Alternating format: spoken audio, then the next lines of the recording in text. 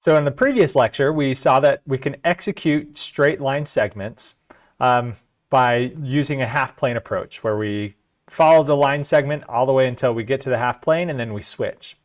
But one thing that we noticed was that there's a significant amount of overshoot. We're going past the next line segment and then we kind of circle back to it.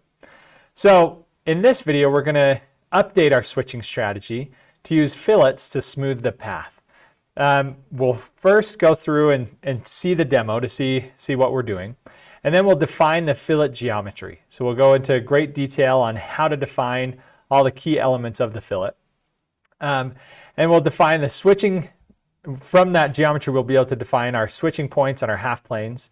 We'll describe the algorithm. And then for path planning purposes later on, we'll discuss the length of a fillet path. So let's go ahead and see the simulation that we saw last time. So this is, again, just using straight line paths. So we're going to be executing until we get to that waypoint. Whoops. So here we have it. And the aircraft goes all the way until the waypoint before it decides to switch to the next line segment. Then we saw that it's a significant amount of overshoot. You're nearly halfway there before we're really on that line segment again. And then we hit that waypoint, and again we see the same thing. We're going to overshoot. We have a significant amount of flight that's off of the path, just trying to converge back to that straight line. So let's switch it up, and let's do the fillet approach. So I'll change that right here. Okay. Execute the same thing again. Let me catch it, see if I can bring it over quick enough. So here we have our same thing, except for before we get to the end waypoint, we switch, right? And we're going to do the same thing. Based on our minimum radius possible path, we then switch. So we're being as aggressive as we can, but we're creating a path that we can actually follow. So let's go ahead and see that one more time. Oops, I should have just pressed a key. Here we go, wait for it. Okay.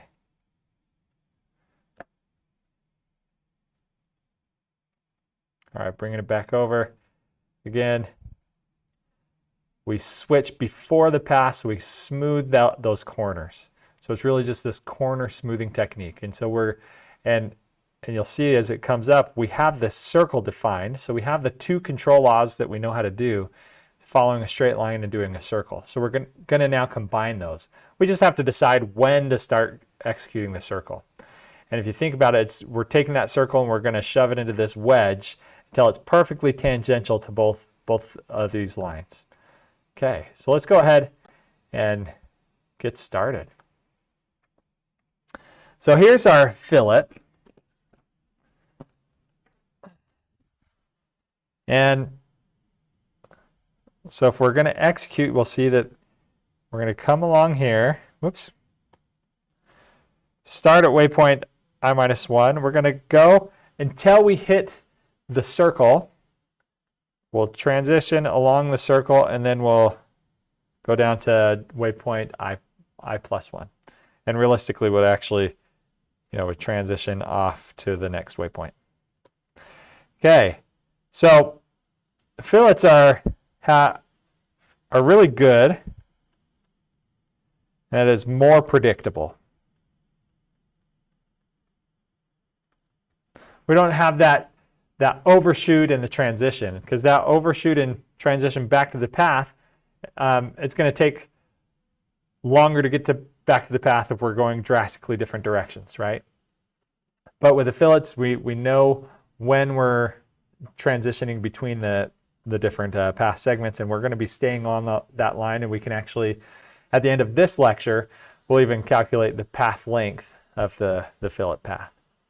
The bad part about it, or maybe the drawback, this may or may not be important, is that we don't go exactly through the waypoints. So we don't go exactly through the waypoints. So that could be a problem, and if it is, then this is not an appropriate solution, right? So And in fact, the only waypoints we're going to hit, or the only waypoint we really hit will be the end waypoint. Okay, so the approach we're going to take is one, we're going to define, we're going to define the following. We're going to define an arc. Two, we're going to define a starting point of that arc. And our ending point.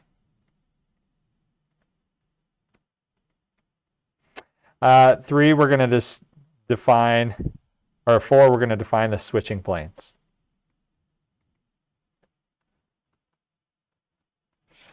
Okay, so this slide, we're going to really focus in on this first one, defining that arc and getting that circle really well defined. Actually, these first three.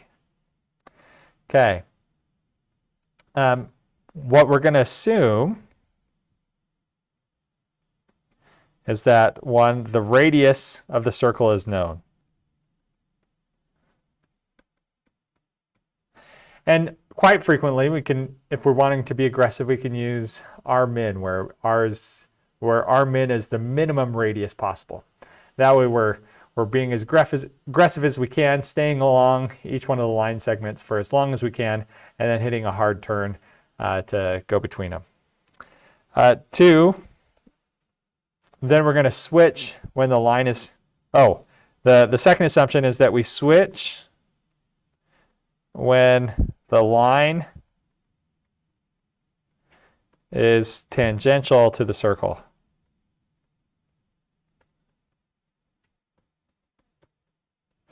In other words, when we look at this circle, we've pushed it in. If you imagine these lines forming kind of this wedge, we're just take this circle of a fixed radius and we're going to push it up in until it barely touches each one of them. That way we're tangential here at our starting point. So I'm going to erase the yellow because we're going to be writing all over this guy. So the starting point we're going to call RI1, and the ending point I'm going to call RI2. Okay, the center of the circle, we'll just call it CI. And we're going to draw, if we draw a line between the center of the circle and there, this assumption that we switch when the line is tangential to the circle, since it's a tangent line, we know that this is going to be a right angle. So that's really key to defining this geometry. And similarly, we would define that as a right angle as well. Okay, so you'll notice the symmetry of this circle, or of this diagram. We're going to utilize that symmetry, and we'll now only define all the variables on one side of it. We're going to define a couple angles. One, well, and just like I just lied to you, right? I'm going to define this angle, the angle between the two line segments, as call it var rho sub I, or just rho sub I. And the angle between these two, I'm going to call alpha sub I. Or if I were to look at this angle, this is alpha over 2. Oops, I don't know what that line was. Alpha I over 2. And this line, if we were to draw one right here, this would be our rho I over 2. Okay, so we actually have a nice right triangle. Goes here where we know all of the angles between them, and we even know one side. So that's sufficient to define everything else, which is great. Okay, well, once we've defined, or once we know what rho I actually is. So let's come over here. We can ask our first question. What is rho I? We've defined what it is in terms of the circle, but let's actually calculate it. So if we define, here's our WI point. We have these two vectors coming out of it. We know what these vectors are. defined them previously. One is qi minus 1, and it'll be negative because qi minus 1 would actually go from wi minus 1 to wi. So we just negate it, and it goes from wi to wi minus 1. And the vector over here is qi. Excellent. So we know now that, and this is going to be our rho I. Okay, so again, we've pulled this up several times where we're going to be looking at the dot product to define our angle. Right, so if we define minus qi minus 1 transpose times qi, I didn't need parentheses around the second one, but yeah, you have it.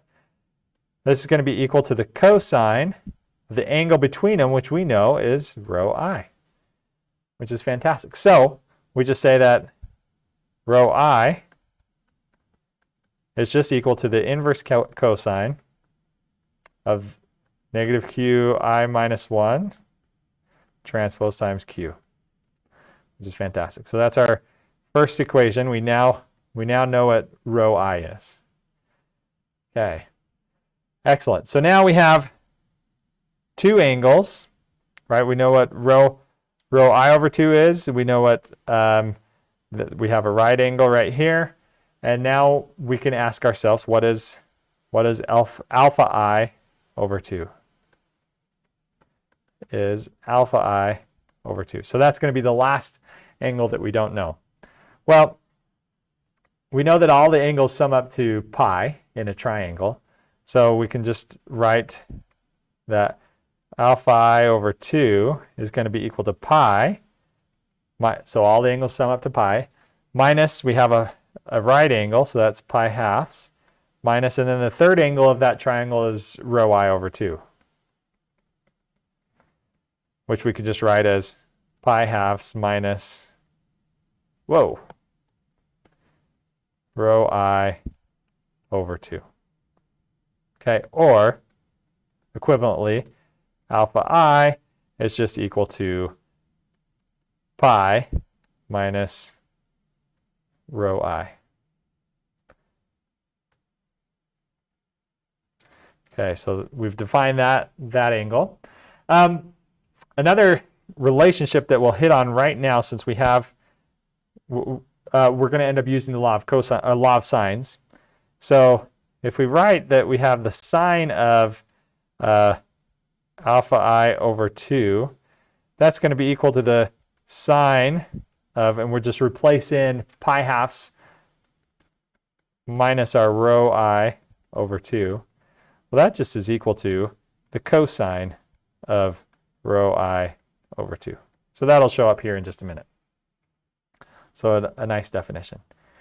Okay. So now we've got all of the angles of this triangle defined. Okay, so now we're going to define the sides of this triangle. We're going to say that this guy, let me erase that circle, the distance between wi and r sub I2 is going to be di, and it's going to be the same right here. So we'll call that our di variable. Okay, so we need to figure out what is di, and then we'll also look to see what the distance is between here and here. So if we kind of draw two lines out, pretend those are straight, we'll define the distance here. We'll call that SI. So those are the two additional sides of our triangle. Right, so first we'll ask ourselves, well, what is d sub I? So again, like I mentioned, we just used the law of sines. Right, and when we use the law of sines, we're going to just do this di divided by the sine of, so the angle across from it is going to be alpha I over 2 is equal to, and the one value we do know is r, so we'll say this is equal to r over the sine of rho I over 2. So solving that out, we have di is equal to, we have r times sine of alpha I over 2 all over cosine, all over the sine of rho I over 2, which, using this relationship in green, we can replace the sine term, the sine of alpha I over 2. We can just write that this is r over the tangent of alpha I over 2. Because tangent is sine over cosine, so we are now dividing by, we have the inverse. So, and we'll say this is equal to di. We can highlight that. Okay. So now we know the second side. This will now, as we start to come back over here and look at our goals, we can now define the starting points, right? Because we know where wi is. We know what the vector is from wi to wi plus 1. And we know the distance along that unit vector. So we can define now our ri1 and ri2. So what are the switching points?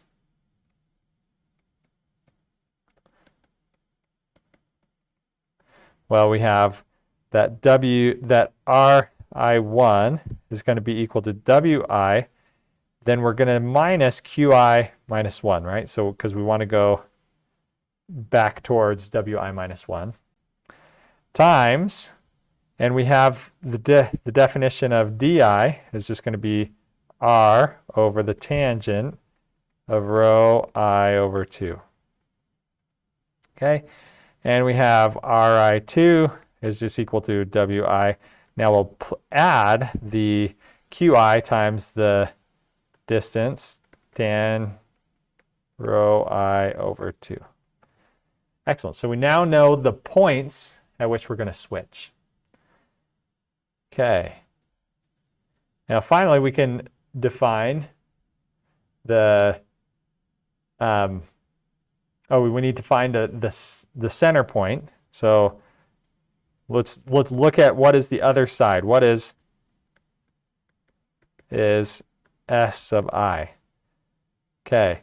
Well, we can again use the law of sines to help us out, where we know that S of I over the sine of pi half, so that's that right angle, right, is equal to, and we have r over the sine of rho I over 2. Well, sine of pi halves is just equal to 1. So this guy is equal to 1. So we have SI is equal to r over the sine of rho I over 2. So that's our next side of that. Oops, wrong one. There we go. Okay. We'll jump in. Now we have the definition of that next side. So just a bunch of geometry. You could do this probably in the 8th grade, right? But it's just noticing all these different vectors. Okay. Now we still have one question before we can get to CI, is we have to define a vector that's pointing straight down.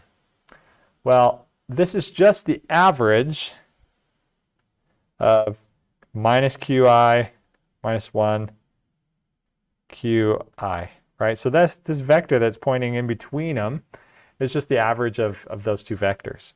So we'll then use that to define our center point.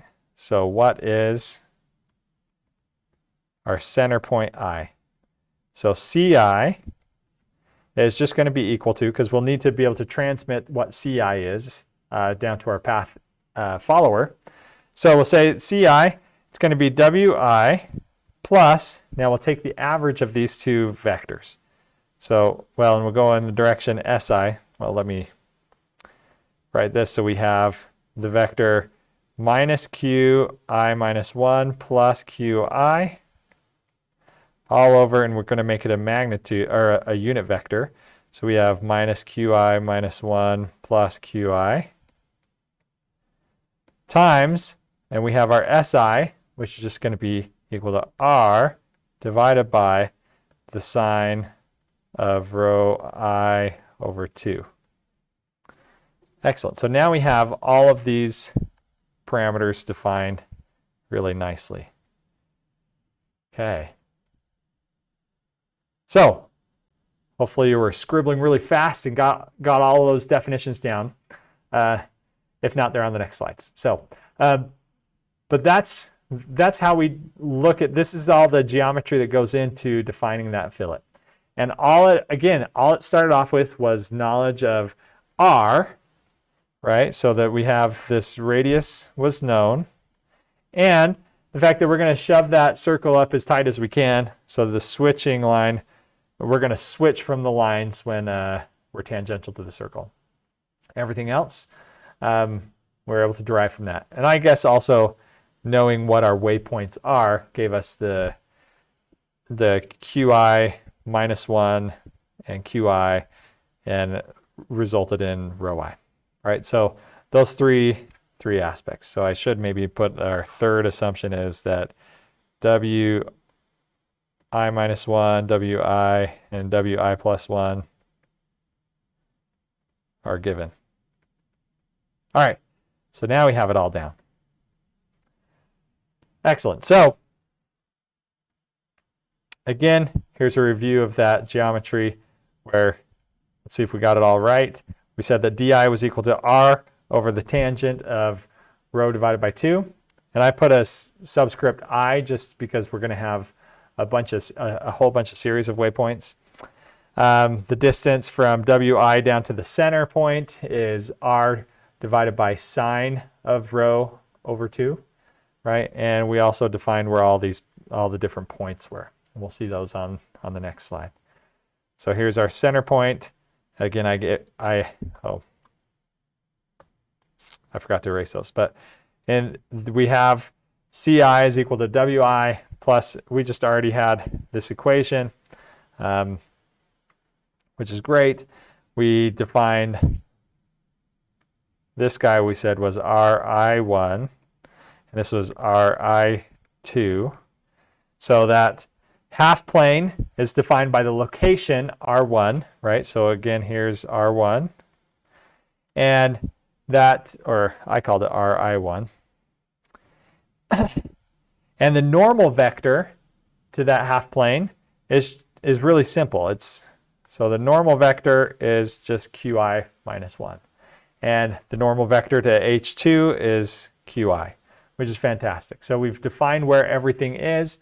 We've now, because we've defined a point on that border of that half plane, as well as the direction, we now have the definition of the half plane. First, we'll look at also the right-hand rule for the cross product. So when we take QI minus 1 and we cross it with QI, that'll help us know whether it's clockwise or counterclockwise. So if it's positive, right, if the Z component, so we'll look at the Z component. If it's positive, that implies clockwise. If it's negative, that implies counterclockwise, right? And in reality, our center is already defined nicely for that. So we have clockwise rotation or counterclockwise rotation. Again, we're just taking the two vectors, doing the cross product. If it's up, then that'd actually correspond to a negative Z component, right? And if it's down, that's a positive Z component. Okay, so we can use the right-hand rule to determine the cross product, and we just look at the Z component, right? Positive or negative, that tells us.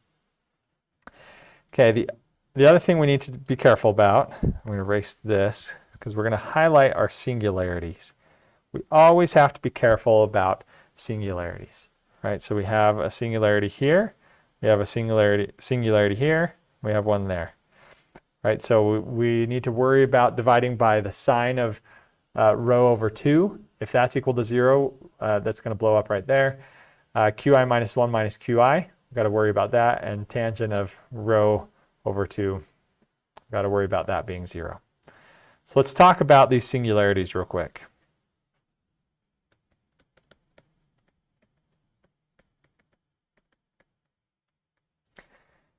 Okay, so first off, let's look at the sine of rho I over 2. That equals 0 when, and just looking at if we have rho I over 2, that's going to, when, well, sine is 0 when the angle is 0, pi, 0, pi, 2 pi, and such. So 0, pi, 2 pi, up to, we have n times pi, where n is a integer. So this will correspond to when rho I is equal to 0, 2 pi, 4 pi, etc. So let's again look, what does that mean when rho I is equal to 0 or 2 pi? So we have negative qi minus 1 and qi, and the angle between them is rho I, right? So if we look at that angle, well, if rho I, is equal to 0, which is the same as 2 pi, or is the same as 4 pi, right? So if that's equal to 0, then negative qi minus 1 is equal to qi. So we've seen that before. So this implies that the path folds back on itself.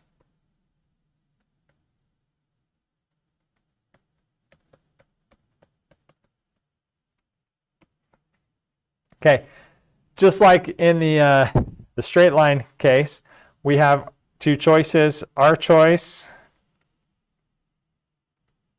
is that we're going to choose to go to WI. So choose to go to waypoint I, then turn around.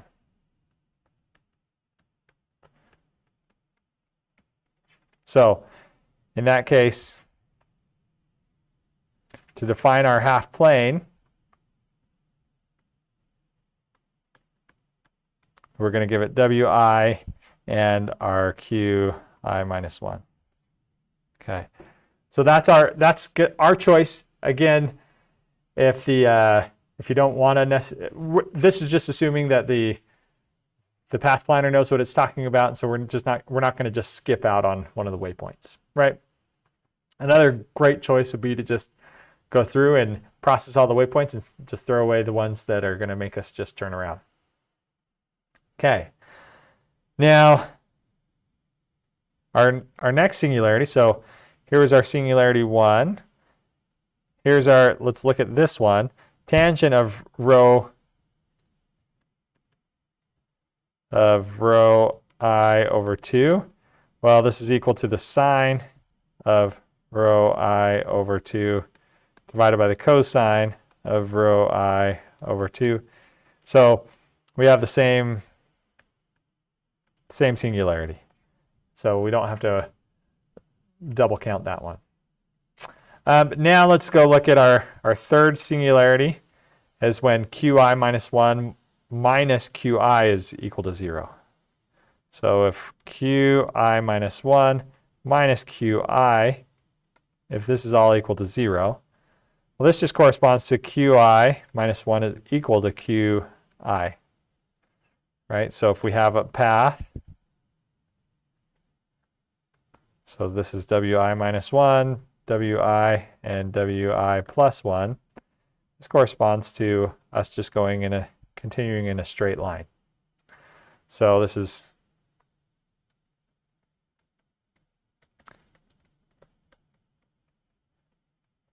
now if we come back, so this is just going in a straight line.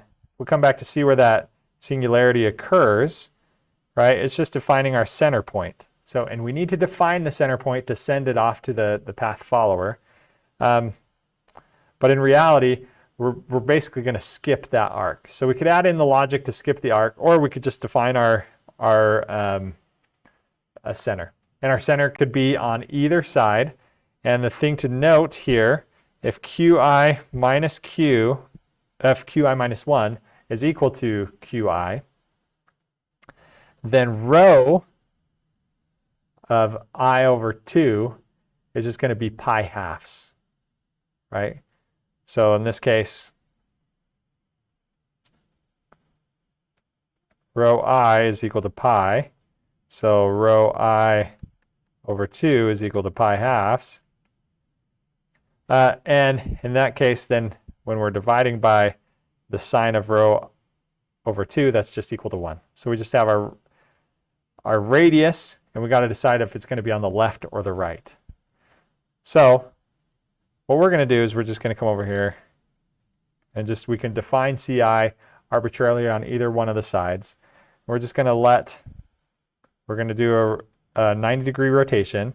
So we'll let J just be equal to the 90-degree rotation, -1, 0, 0, 0, 1. And we can let our CI equal to WI plus, we'll have J times QI minus 1 times RR. All right, so this will rotate it over 90 degrees, and we'll move it out by a magnitude of R.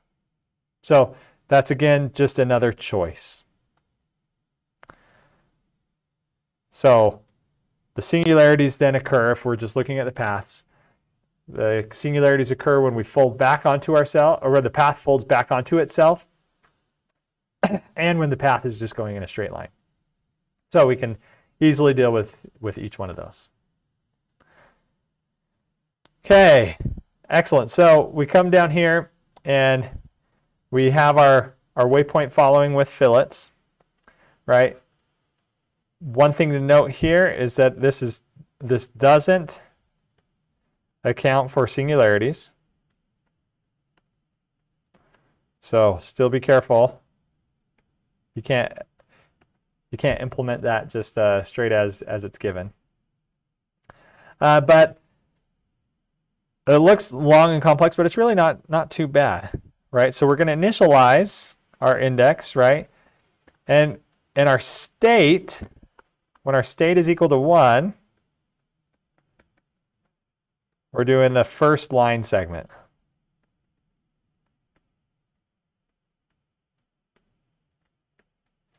Okay. So we'll come in here, we'll define our direction vectors, and we'll define the angle between.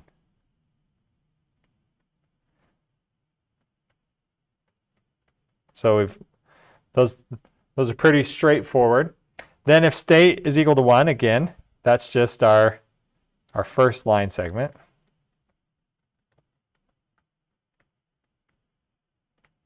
We're just going to be doing line following. So we define our half plane, right? And our half plane is defined by this point right here, where we used to call this was, I called it RI1. Okay, so that's just the equation for RI1. And the vector for our half plane, again, remember, is just pointing this direction. So it's QI minus 1, which is great. So we can define our line. So this is our switching condition. If we have crossed that half plane, we will then switch to the arc portion of the line. So state equals 2. This is execute arc. Okay, so if we look right here, this is our line. And then there was an else statement that shouldn't be in there. So it shouldn't be else. Then we have our state 2. Okay, and this is, we're doing an arc. Okay, when we come in here, this is just our center location again. So this is defining we're going to define the circle for the path follower.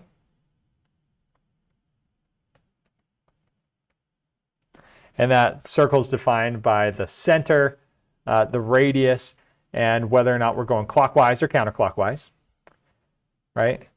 The next switching condition, we called this RI2 before. And then our switching, to switch to the next part of the fillet is we just look at Z, which is our RI2, and our QI, which is just pointing that direction, right, to the next waypoint.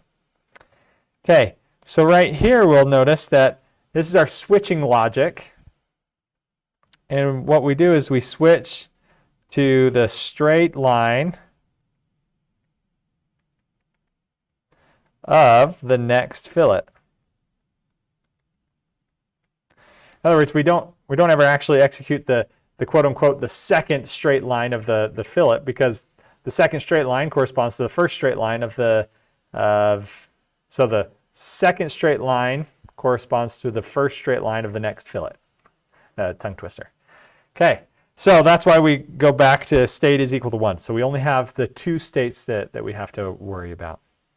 And again, this return is just for our path following. Oh, that's for our path following controller, right? So all the parameters that we need for that. Excellent. So we have our waypoint following with the fillets. Let's see if I missed anything else. Okay, and then we saw this at the beginning of the lecture, and again we have waypoint 1, waypoint 2, waypoint 3, and waypoint 4. And if we look at the fillets, we have these fillets. Looks like theirs wasn't tuned quite nicely. It didn't transition quite as good as the one we had. But regardless, we're just using the fillets to smooth those curves. Okay. The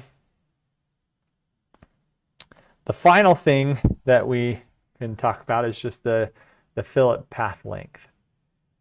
So this will be important when we go to do path planning, is we need to know the length of the path that we're taking. And recall, we're going to be executing a straight line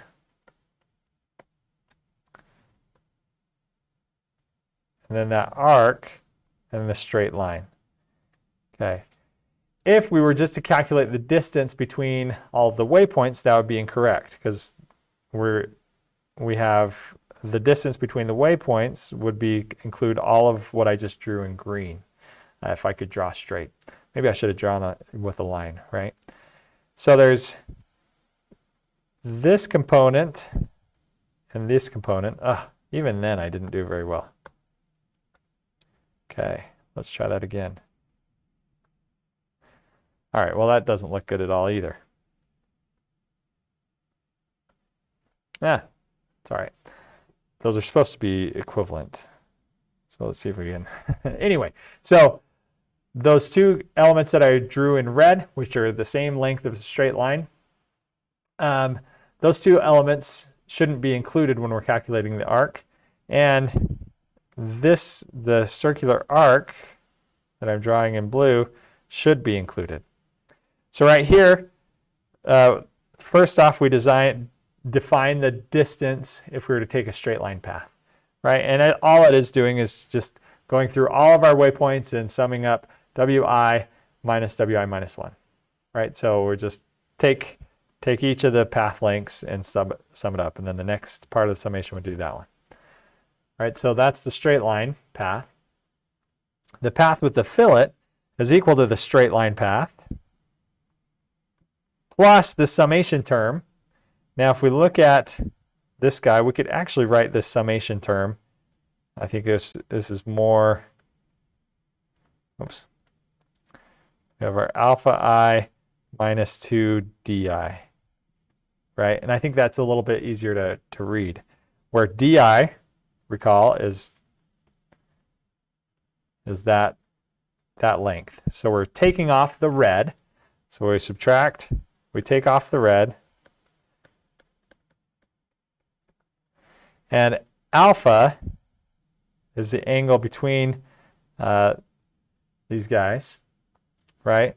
And we saw earlier that alpha I was just equal to pi minus rho oops, can't write. Rho I, yeah, alpha I is equal to pi minus rho I. So that's where that goes in. And if we multiply it by the radius, that's just the arc length that we're executing. So right here, we have the arc length that we're running on. So we add in the arc length and we take off the red components, the parts of the straight line that we're actually not executing. So it's pretty nice. We can then define the path length of our fillet really easily. So given a series of waypoints, we know exactly how long that path is going to be. Okay, so that's everything we have for the fillet-based switching techniques. So we're going to execute a straight line, execute that fillet, and then execute the straight line again. Have a good one.